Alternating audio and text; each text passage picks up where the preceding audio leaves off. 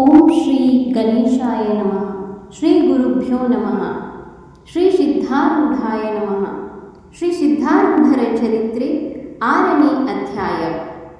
ಶ್ರೀ ಸಿದ್ಧಾರೂಢರು ತಿರಕರಾನ ದೇವಾಲಯದಲ್ಲಿ ನೆಲೆಸಿದ್ದ ಕಥೆ ಮುಂದುವರೆದ ಭಾಗ.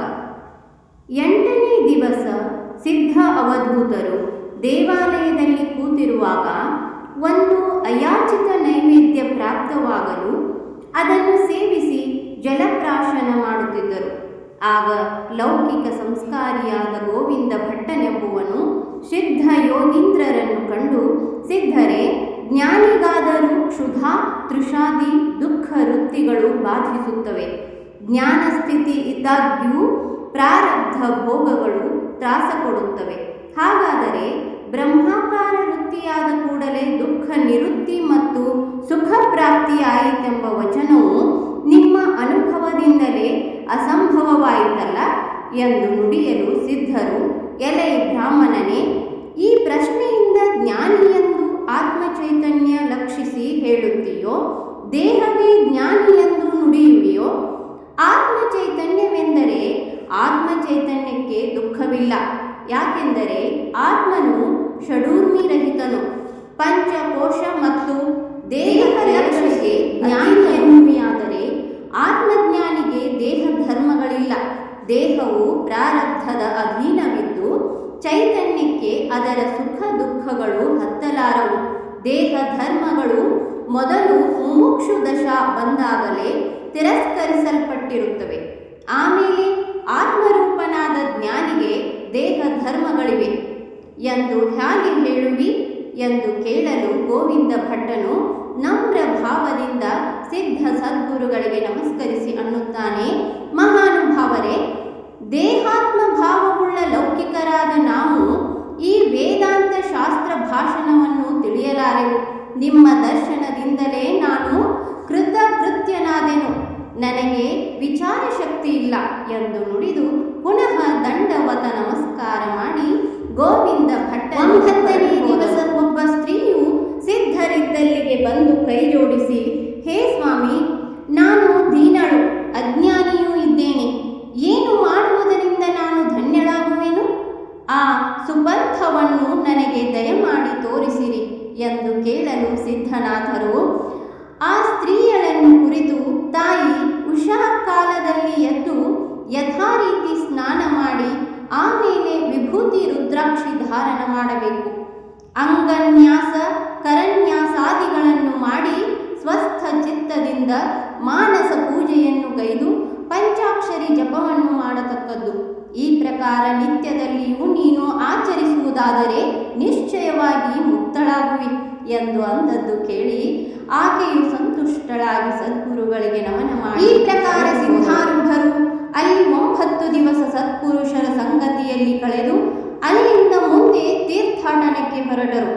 ಹೋಗುವಾಗೆ ಆ ಗ್ರಾಮದ ಜನರೆಲ್ಲರೂ ಸಿದ್ಧರನ್ನು ಉತ್ಸಾಹದಿಂದ ಗ್ರಾಮೋಲ್ಲಂಘನೆ ಮಾಡಿಸಿ ಹಿಂತಿರುಗಿದರು. ಸಿದ್ಧರು ಛೋಟಾ ನಾರಾಯಣನ ದರ್ಶನವನ್ನು ತಕ್ಕೊಂಡು ಮಹಾದೇವರ ಅಧಿಷ್ಠಾನವಾದ ಸುಂದರ ದೇವಾಲಯವನ್ನು ಮುಂದೆ ಠಸ್ಕರ ಮಸ್ಕರ ಸ್ಥಾನಗಳನ್ನು ನೋಡಿದರು. ತಿರುವಟಾರದಲ್ಲಿ ಕೃಷ್ಣಮೂರ್ತಿಯನ್ನು, ಪದ್ಮನಾಭಪುರದಲ್ಲಿ ಅನಂತಶಾಯಿಯನ್ನು ಪೂಜಿಸಿದರು. ಅಲ್ಲಿ ಬ್ರಾಹ್ಮಣ ಭೋಜನ ನಡೆದಿರುವಾಗ ಸಿದ್ಧರು ಅವರ ನಡುವೆ ಹೋಗಿ ಕೂಡಲು 4 ಮಂದಿ ಬ್ರಾಹ್ಮಣರು ಮಹಾತ್ಮರ ಹತ್ತಿರ ಬಂದು, ಎಲ್ಲೋ, ನಿನ್ನ ದೇಹದಲ್ಲಿ ಶೂದ್ರ ಚಿಹ್ನೆಗಳು ಕಾಣಿಸುತ್ತವೆ. ನೀನು ಹಾಗೆ ಬ್ರಾಹ್ಮಣ ಪಂಕ್ತಿಯಲ್ಲಿ ಬಂದು ಕೂತಿರುವಿ ಎಂದು ಕೇಳಲು ಸಿದ್ಧಾರೂಢರು, ನಿಮಗೆ ಬ್ರಹ್ಮ ಚಿಹ್ನೆಗಳು ಕಾಣಿಸುವುದಿಲ್ಲ ಎಂದು ಅಂದದ್ದಕ್ಕೆ ಅವರು, ನೀನು ಬ್ರಾಹ್ಮಣ ಇದ್ದೀಯೆಂದರೆ ನಿನ್ನ ಶಿಖಾಸೂತ್ರಗಳಲ್ಲಿ ಎಂದು ಕೇಳಿದರು.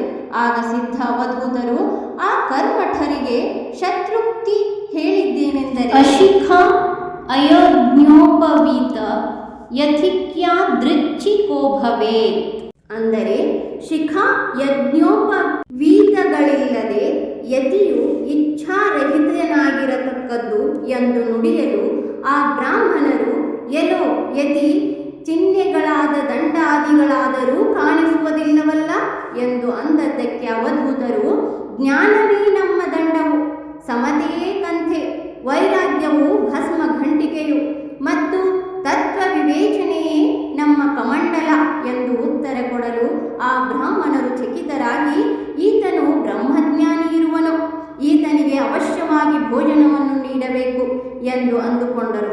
ಯಾಕೆಂದರೆ ಅತಿಥಿಯು ವೈಶ್ವಾನರ ರೂಪದಿಂದಿರುವನು. ಅವನನ್ನು ತೃಪ್ತಿಪಡಿಸುವುದರಿಂದ ಗೃಹಸ್ಥನಿಗೆ ಸರ್ವ ಕಾಮಾಪ್ತಿಯು, ಅತಿಥಿಯನ್ನು ಹೊರಡಿಸಿದರೆ ಸರ್ವ ಸಂಪತ್ತಿಯನ್ನು ಆತನು ಸುಟ್ಟು ಬಿಡುವನು. ಭೋಜನವನ್ನು ತೀರಿಸಿ ಸಿದ್ಧನಾಥರು ಜನಾರ್ದನ ಕ್ಷೇತ್ರಕ್ಕೆ ಹೋಗಿ ಪರ್ವತಾಗ್ರದಲ್ಲಿ ಸ್ವಾಮಿಯ ಆಚಮನ ಮುದ್ರೆಯನ್ನು ಕಂಡರು. ಜ್ಞಾನಿಗೆ ಸರ್ವ ಜಗತ್ತು ಚುಲಕ ಪ್ರಾಯವೆಂದು ತಿಳಿದು ಅಲ್ಲಿಂದ ಹೊರಟು ಸಿದ್ಧರು ಶ್ರೀಕೃಷ್ಣನಾಥನ ದರ್ಶನ ದಿಸೆಯಿಂದ ಉಡುಪಿ ಕ್ಷೇತ್ರಕ್ಕೆ ಹೋದರು.